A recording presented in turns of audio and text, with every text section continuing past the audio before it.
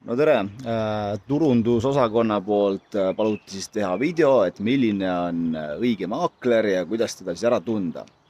Ja ma üritan siin videos teile vastata, et kui hakkate kinnisvara müüma, siis seda saab teha ise ja saab teha ka maakleri abil, nagu olen näiteks mina ise.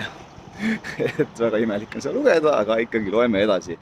Et kuidas siis valida seda õiget maaklerit, kui te ei taha ise müüa. Võib-olla alustame sellest, et miks üldse valida maaklerit. Et kui te valite endale mõistliku maakleri, kellel on olemas müügikogemus ja kes päriselt teab, mida ta teeb, siis tõenäoliselt saate oma kinnisvara eest rohkem raha, kui te saaksite seda ise müües. Et kuidas te siis seda õiget maaklerit peaksite valima, et üks variant on muidugi vaadata kutsetunnistust, et loomulikult on ka häid maaklereid, kellel ei ole kutsetunnistust, aga see on üks indikatsioon, et vaadake seda kutsetunnistuse asja, see tähendab seda, et tal on ikkagi olemas algteadmised oma tööst ning ta eeldatavasti peaks kinnisvara turgu teadma.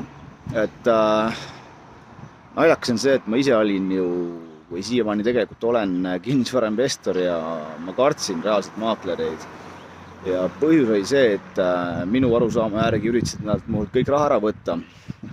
Aga või siis anda nagu valesi nõuandeid, et mida paljud teevad, et endale objekte müüki saada, on see, et nad lihtsalt räägivad sellist juttu, mida omanik tahab kuulda. Et kui omanik arvab, et see maja võiks maksta 500 000, mul on taga siin üks maja, mida ma lähen kohe näitama, see kahjuks meil 500 000 veel ei maksa. Aga kui omanik arvab, et maja võiks maksta 500 000, siis maakler ütleb, mis 500 000, 600 000. Aga mina enda klientidega õnneks nii käitu, vaid ma ütlen teile päris reaalse kinnisvara hinna. Ja sellega üritame siis säästa teie aega ja raha.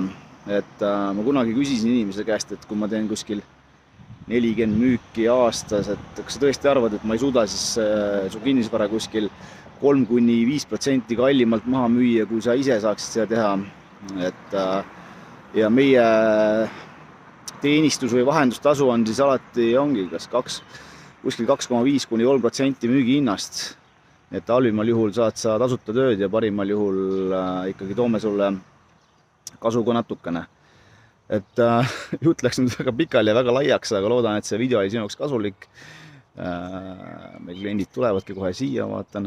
Aga kui soovid kinnisvara müüa ja ei taha seda ise teha, siis vähemalt võta minuga ühendust. Räägime ja arutame, et äkki saame sinuks olla kasulikud. Aitäh vaatamast ja olge tublid!